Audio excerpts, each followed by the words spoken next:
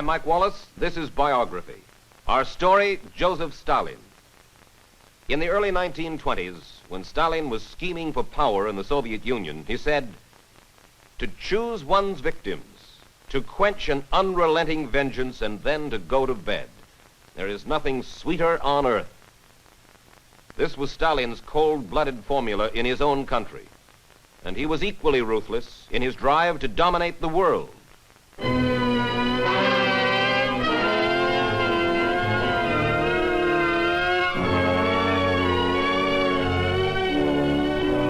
Before the turn of the century, the Russian Empire is ruled by Tsar Nicholas, a weak and pleasure-loving monarch.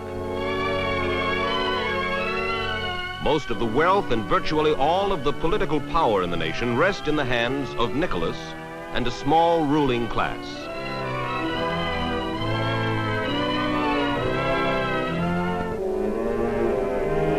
The Russian people, the masses, live primitively, millions of them in degrading poverty. They are uneducated and oppressed. Over the years, their protests and uprisings have been smashed by the Tsars. It is from such people that Joseph Stalin comes.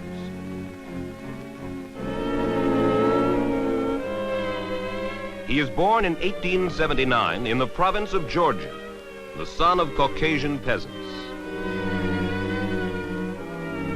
Young Stalin studies to become a priest, but at the seminary he is despised by classmates as a bully and a sneak. Stalin is expelled from school when he joins a radical Marxist organization.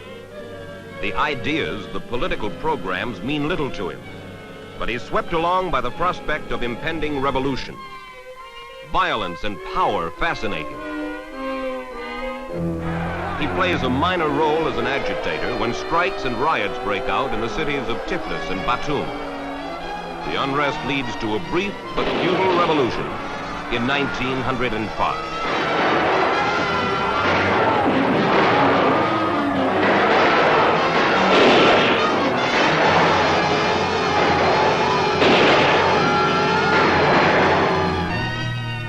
Stalin is arrested as an agitator. In the next few years, he will be arrested time and again. People who know him suspect he is a double agent, that sometimes he is a revolutionary, but that when it suits his purpose, Stalin becomes a spy and informer for the Tsar's secret police. Stalin becomes a follower of Nikolai Lenin, the leader of a small band of revolutionaries. Influenced by the ideas of Karl Marx, Lenin schemes to set up a communist dictatorship in Russia. He wants to overthrow the government, seize all private property, and establish what he calls the dictatorship of the proletariat, the working class. Says one observer, even when he sleeps, Lenin dreams of nothing but revolution. Lenin and his followers wait for the right moment.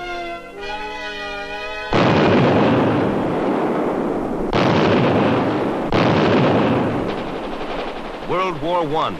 Nearly 5 million Russian troops are killed defending their country against the Germans.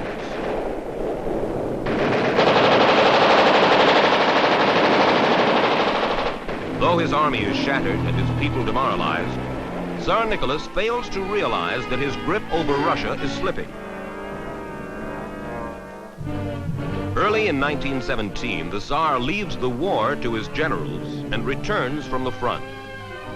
He is tired of war. He would rather spend his time with his family and enjoy the pleasures of royal life. His advisors warn him that the Russian people are on the edge of revolt, that he must grant his people more freedom before it is too late. But the Tsar refuses. "I allow no one to give me advice," he declares. But finally, even Tsar Nicholas realizes that a crisis is brewing. He decides to leave his palace near Petrograd for the peace and safety of a military garrison 400 miles to the south. There, he says, "I shall take up dominoes again in my spare time."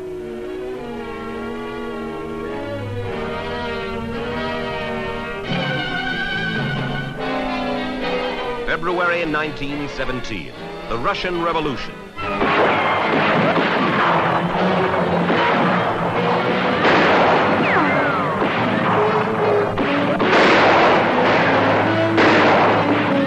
people overthrow the corrupt monarchy. Tsar Nicholas and his family are arrested and later executed. After centuries of oppression, the Russian people think they are finally free. A provisional government is set up, controlled by moderate socialists. Nikolai Lenin and Joseph Stalin have played no part in this revolution. Now, however, Lenin sets to work, scheming to overthrow the new government and seize control. Stalin plays only a minor role in Lenin's efforts to build up his radical party, which is called the Bolsheviks. The Bolsheviks amass military strength under the command of Lenin's chief lieutenant, Leon Trotsky. Now the time is right. The Bolsheviks are ready to smash the shaky new government. October 1917, a second revolution convulses Russia. The Bolsheviks surge through Petrograd. Joined by deserters from the armed forces, they storm the Winter Palace, headquarters of the provisional government.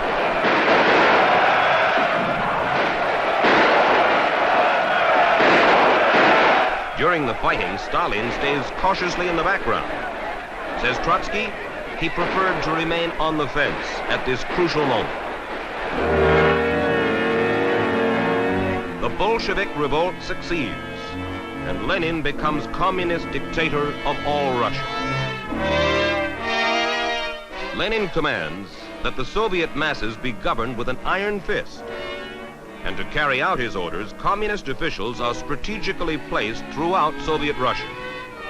Joseph Stalin becomes the chief commissar. This position gives him direct power over 130 million people. The fruits of communism are chaos and poverty. The government's tyrannical control of the farmers leads to disaster. Crops fail and the country starves. We have gone too far, Lenin admits.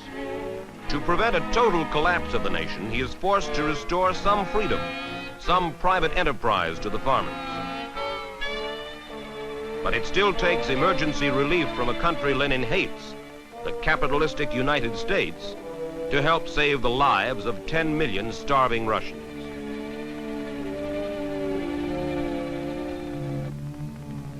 In 1924, Lenin is dead.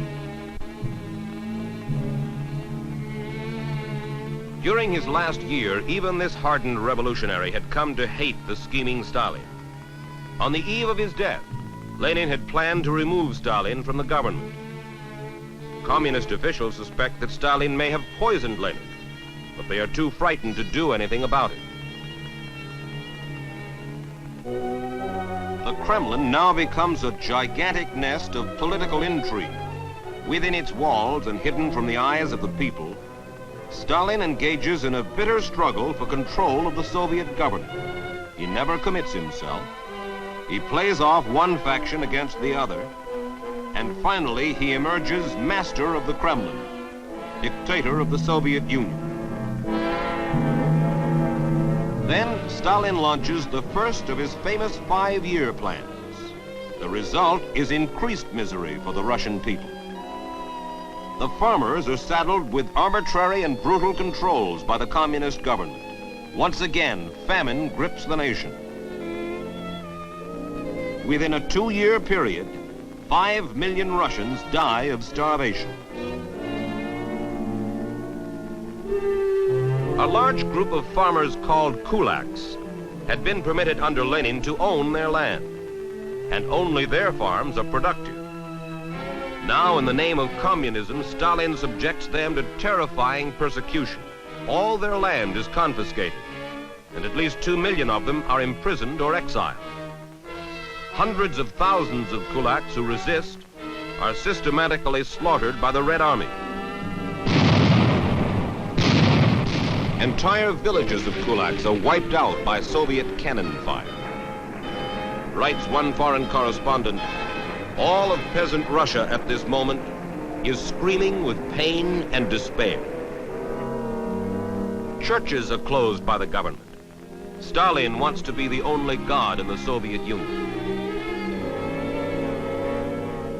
Stalin makes infrequent public appearances. He poses as the benevolent ruler of his people. But he remains a mysterious figure even to his inner circle.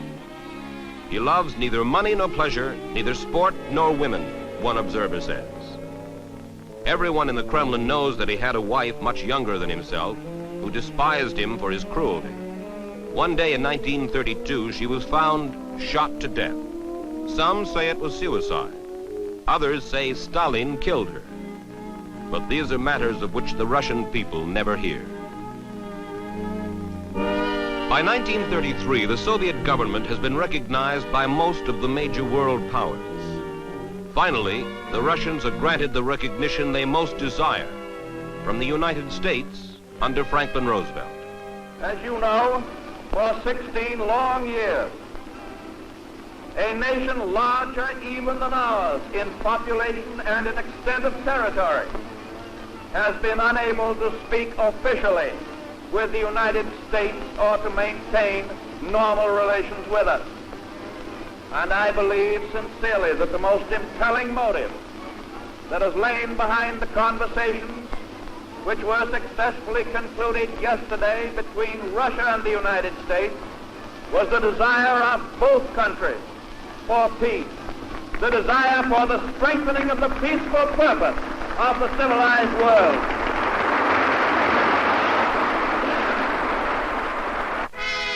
This diplomatic recognition boosts the prestige of Stalin's nation in the eyes of the world. It also paves the way for badly needed trade and credits from the United States to bolster the chaotic economy of the Soviet Union. August 1936. Stalin begins a series of purge trials that shock the world. Most of the defendants are leading members of the Communist Party itself.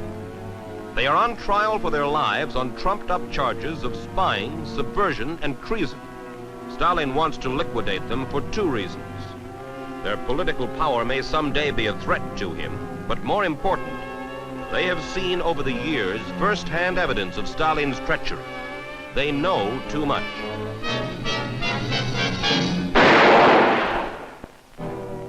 Secretly, Stalin also executes thousands of his secret police officers. They have helped him stage the purge trials. They also know too much. The purges, the mass liquidations have made Joseph Stalin absolute dictator of a servile nation. The lives of millions of his fellow Russians have been sacrificed in his climb to power. Now, he vows, he will thrust his communist regime on the entire world.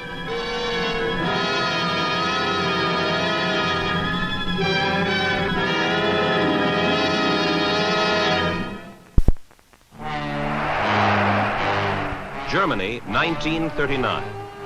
For the past 6 years, Joseph Stalin has suspiciously watched the rise of another dictator, Adolf Hitler.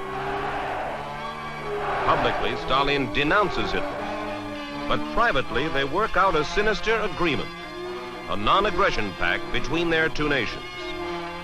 This alliance between the most terrible dictators in history will open the floodgates to the most devastating war in history.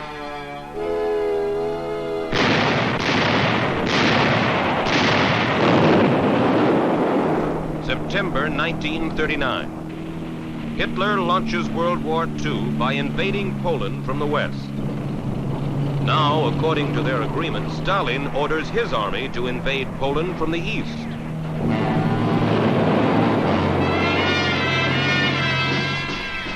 As the months pass, Adolf Hitler conquers one country after another.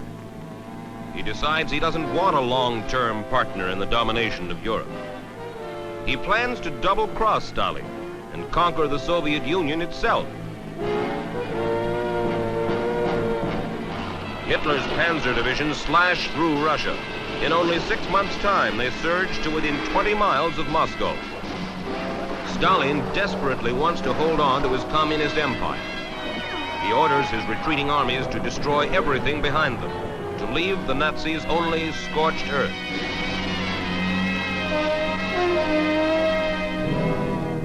And then the tide begins to turn. Without shelter, Running low on food and supplies, the German armies grind to a halt in the bitter Russian winter. Aided by $11 billion worth of arms and materiel from the United States, the Soviet Union begins to push back the Nazi hordes.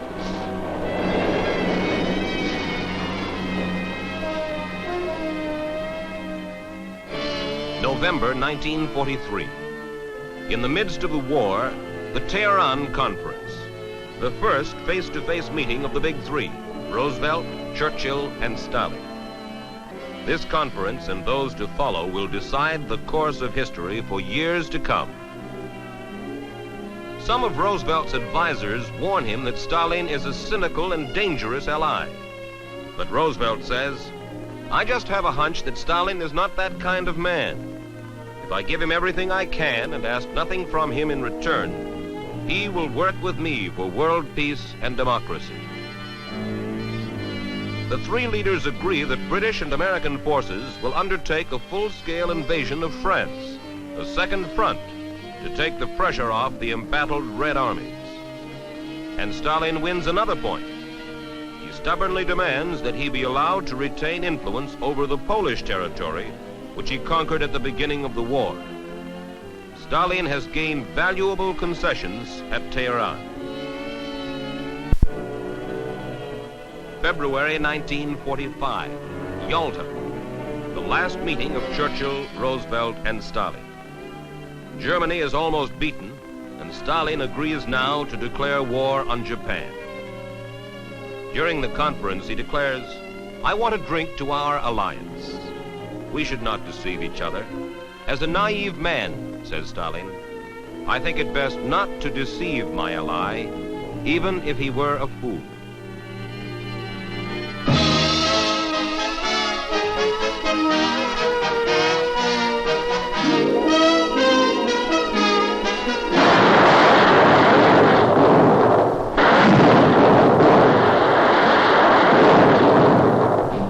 May 1945. The Soviet Union celebrates the end of the war in Europe.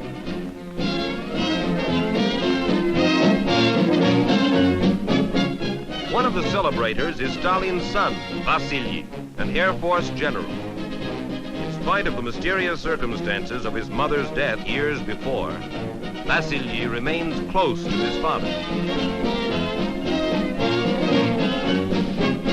Joseph Stalin is now exultant.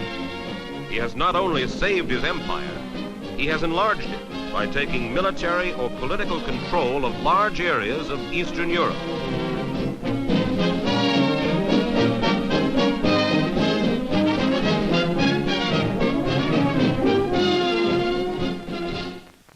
July 1945, the Potsdam meeting. Churchill, Stalin, and Harry Truman, who has become president after the death of Franklin Roosevelt. The three powers agreed to divide Germany into various Allied occupation zones. Berlin, though in the Soviet zone, will be occupied by all the Allied powers. During the conference, Stalin is criticized by Truman and Churchill for his tactics in Eastern Europe, but he dismisses the accusations. They're all fairy tales, he says.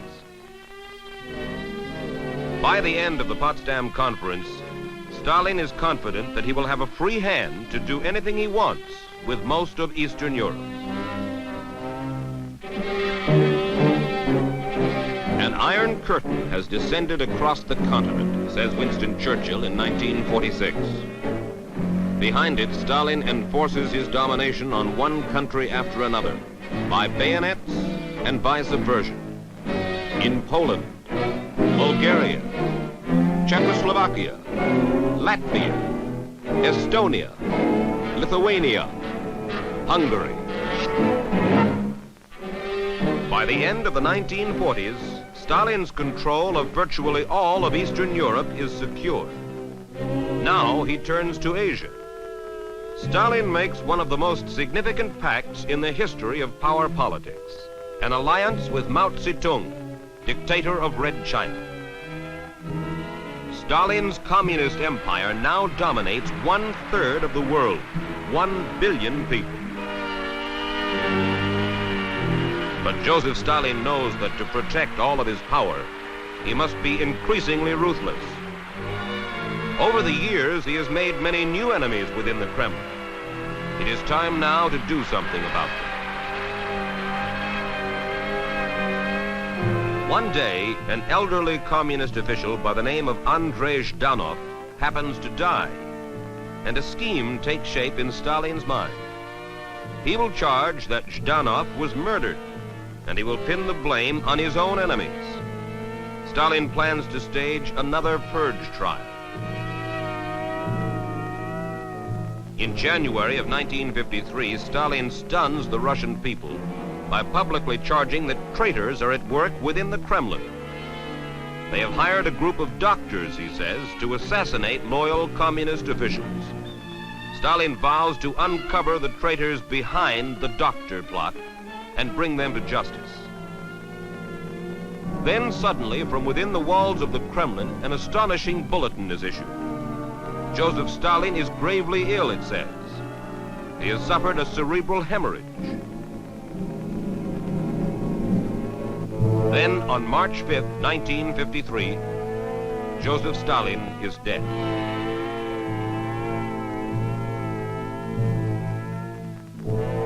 More than 1 million people will wait in line to see his body, which is placed next to Lenin's in the mausoleum in Red Square.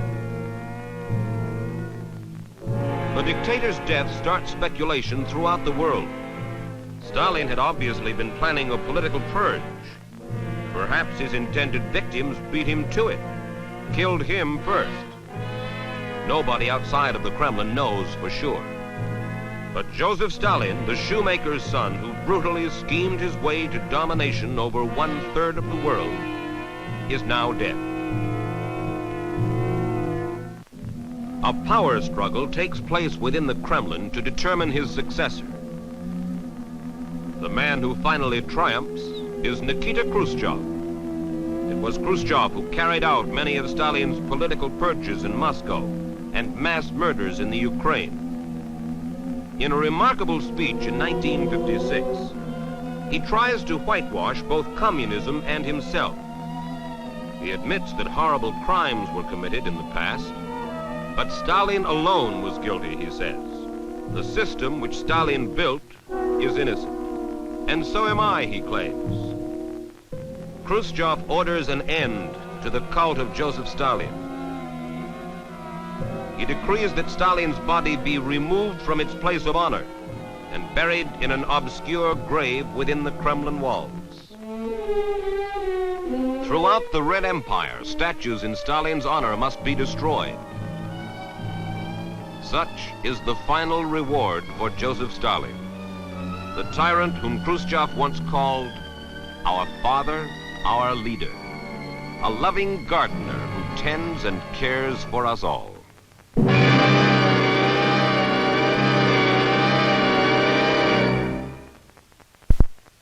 George Kennan, our former ambassador to the Soviet Union, said this of Stalin: he was a man of incredible criminality, without pity or mercy.